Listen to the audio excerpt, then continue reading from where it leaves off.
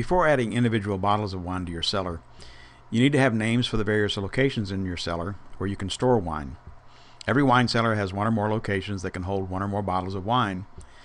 Unless you have an accurate record of where you have placed each bottle of wine, you'll soon discover that you're spending way too much time trying to find that particular bottle that you know will go perfectly with the rack of lamb you're serving for dinner tonight.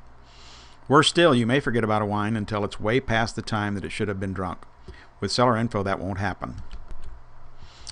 Conceptually, Cellar Info is simple to understand. It tracks each bottle and its location in your cellar. Just enter the name of the wine and the location where you place it. There are no rules or requirements about how to name the locations in your cellar or about how to enter the name of a wine. The Cellar Info help file outlines some recommendations for naming your cellar locations.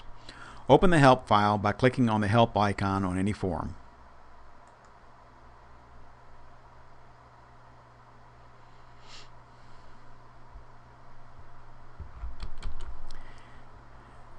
Now click on the Getting Started plus icon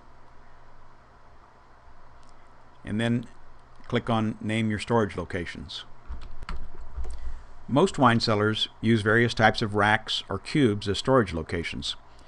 Generally, these are arranged in some type of row and column grid.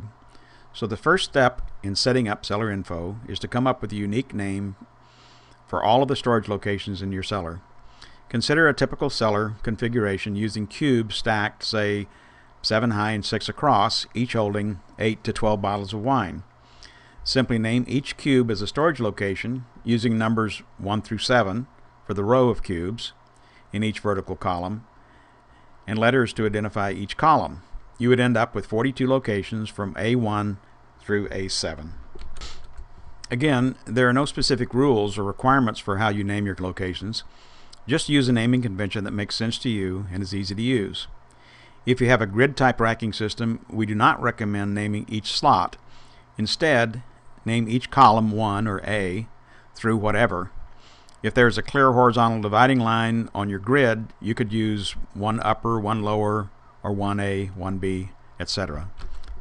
The Cellar Info help file provides some recommendations for naming locations regardless of the size of your wine cellar.